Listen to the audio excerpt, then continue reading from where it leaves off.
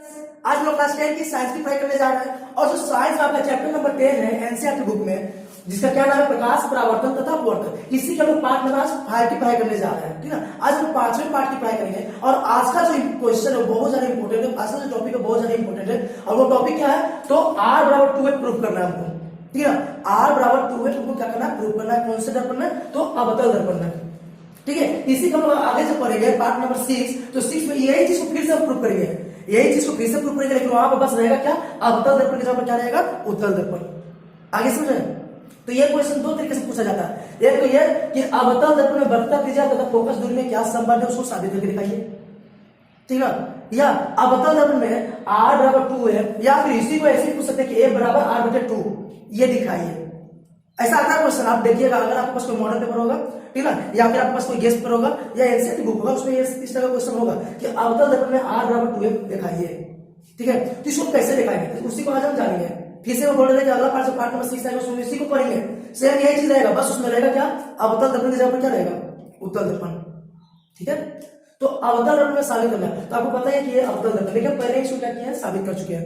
ठीक है, ताकि वीडियो क्या ज्यादा लंबा ना हो, क्या हो जाए, छोटा हो जाए और आपको समझने में आसानी हो जाए। ठीक है, तो देखिए पहले लिखा कि ये अवतल दर्पण बना लिया, ध्यान से लिखिएगा। जो हम काम करेंगे वही हम यहाँ पर लिखे हुए हैं, जो यहाँ पर काम करेंगे ना वही हम यहाँ पर क्या किए हुए, लिखे हुए हैं। तो ये आपका क्या है, अवतल दर्पण है ना। इसका क्या नाम है, एम डैश, माना एम डैश क्या है, अवतल दर्पण है।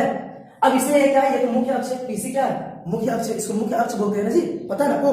तो मुख्य अक्ष के समांतर एक किरण आ रहा है जिसका क्या नाम है, AB। मुख्य अक्ष के समांतर एक किरण आ रहा है जिसका क्या नाम है, AB। तो आपको पता है कि जो मुख्य अक्ष के समांतर किरण आता है वो कहां से होकर जाता है, फोकस से। कहां से होकर जाता है, फोकस से। अगर नहीं पता है तो हम आपको बता दिया कि जो भी किरण मुख्य अक्ष के समांतर आएगा वो कहां से होकर जाएगा, फोकस से।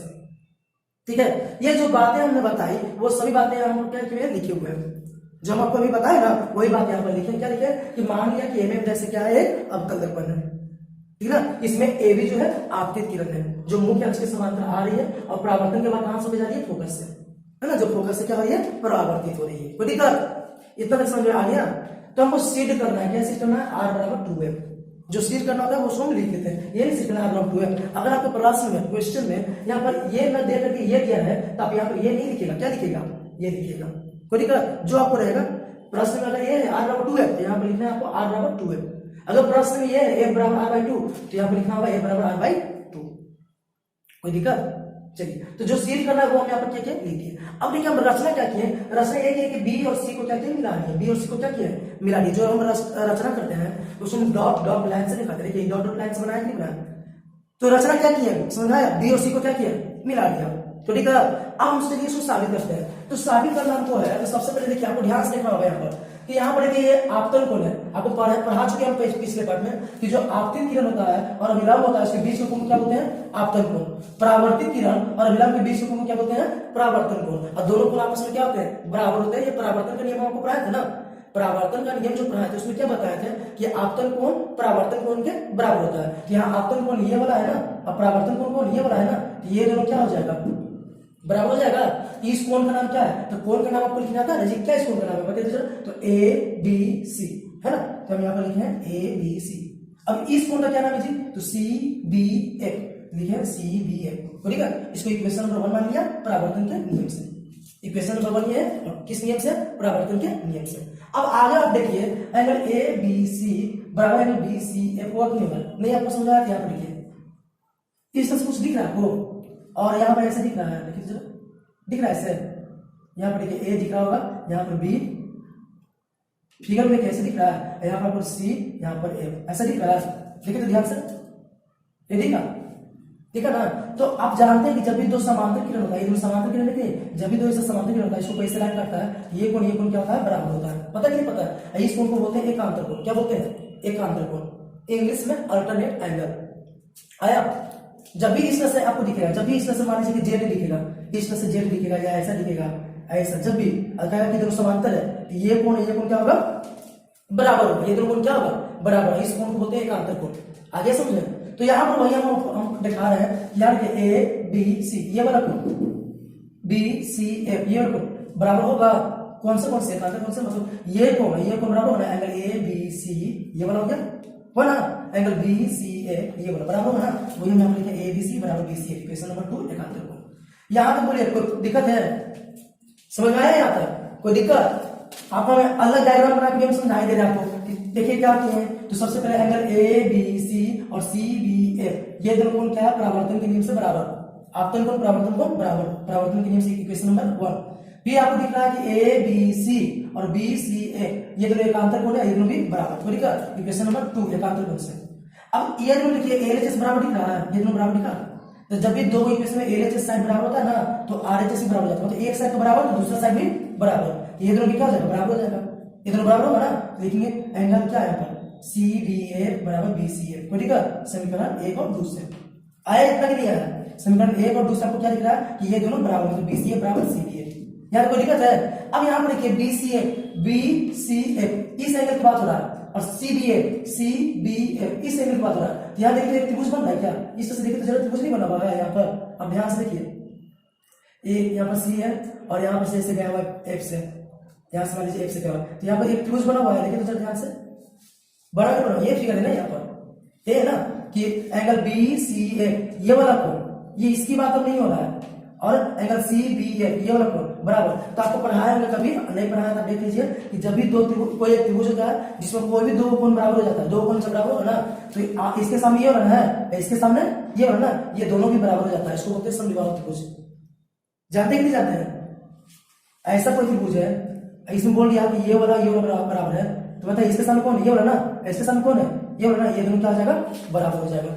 ठीक है, तो यहाँ पे देखिए जब दो कोण बराबर, तो ये क्या हो गया? समद्विबाहु त्रिभुज हो गया। कौन सा कोण हो गया? कौन सा त्रिभुज हो गया? समद्विबाहु त्रिभुज। और समद्विबाहु त्रिभुज से दो भुजाएं क्या होते हैं? बराबर होते हैं। मतलब सी एफ और बी एफ क्या हो जाएगा? बराबर हो जाएगा। तो ठीक है, बी एफ बराबर सी एफ। यहाँ तक कोई दिक्कत है? देखिए यहाँ तक बी एफ बराबर सी एफ समझाया कैसे हुआ? क्योंकि समद्विबाहु त्रिभुज में दो भुजाएं क्या होती है? बराबर होती है। समद्विबाहु त्रिभुज में दो भुजाएं बराबर होती है, तो बी एफ बराबर सी एफ। अच्छा ये लाइन यहाँ से गुजरता ना, अगर ये लाइन यहाँ से गुजरता तो बी कहाँ दिखाई देता? यहाँ। अगर यही लाइन यहाँ से गुजरता तो बी कहाँ दिखाई देता? यहाँ। अगर यही लाइन इस लाइन पर सतह को गुजरता तो सड़क कर, तो बी कहाँ जाता? यहाँ। तो वही यहाँ पर लिखे हैं कि जब बिंदु बी बिंदु पी के बहुत नजदीक हो जाएगा, जब बहुत नजदीक हो जाएगा बी पी के, तो बी ए और पी ए बराबर होगा, नहीं होगा?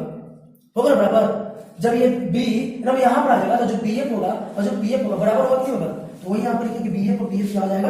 बराबर हो जाएगा। समीकरण नंबर 4। अब समीकरण 3 और 4 में देखिए कि बी एफ और दोनों एक साइड बराबर है, दूसरा साइड क्या हो जाएगा? बराबर हो जाएगा।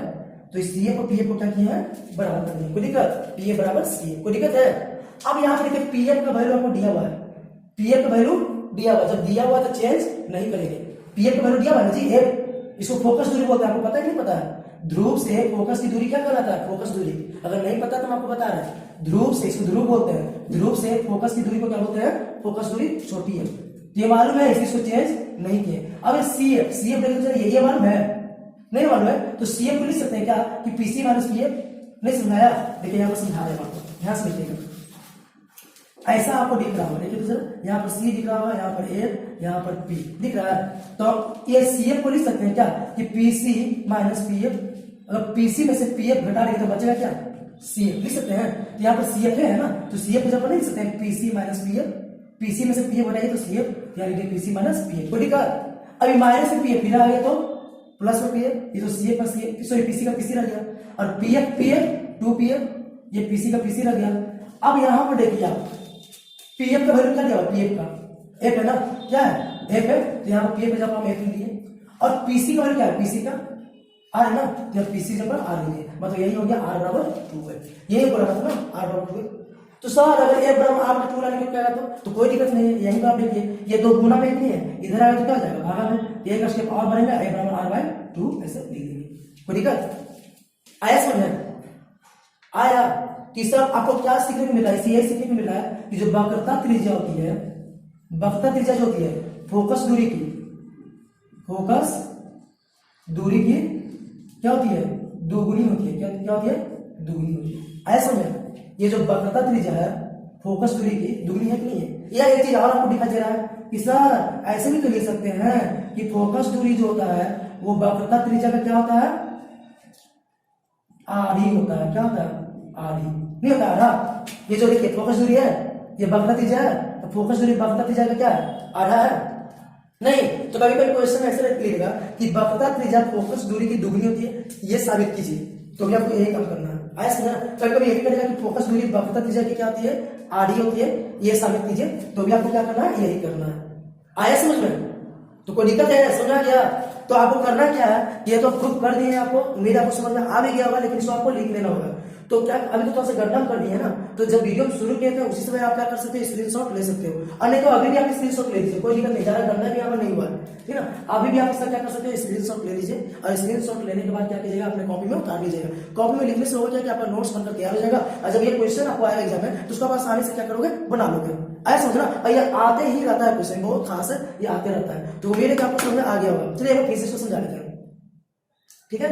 करना क्या है, एक बार में समझ लीजिए। करना क्या है कि ये फिगर सबसे पहले आपको ध्यान रखना है। अब फिगर कुछ नहीं है, फिगर आपको ऐसे बनाना, देखिए ध्यान से, एक बार आपको सुना है, ऐसे करना आपको, ये आपको क्या बन गया, आपका देखिए रफली आपको बना के दिखा रहा है, रफली आपको बना के दिखा रहा है। ये हो गया आपका क्या, पी ध्रुव, ये हो गया क्या आपको फोकस, ये क्या हो गया आपको वक्रता केंद्र, हो गया ना। जब भी कोई किरण समांतर आएगा तो टकराने के बाद कहां से जाएगा, फोकस होके जाएगा। ऐसे फिगर बना लेना है, कोई दिक्कत, फिगर बना लोगे।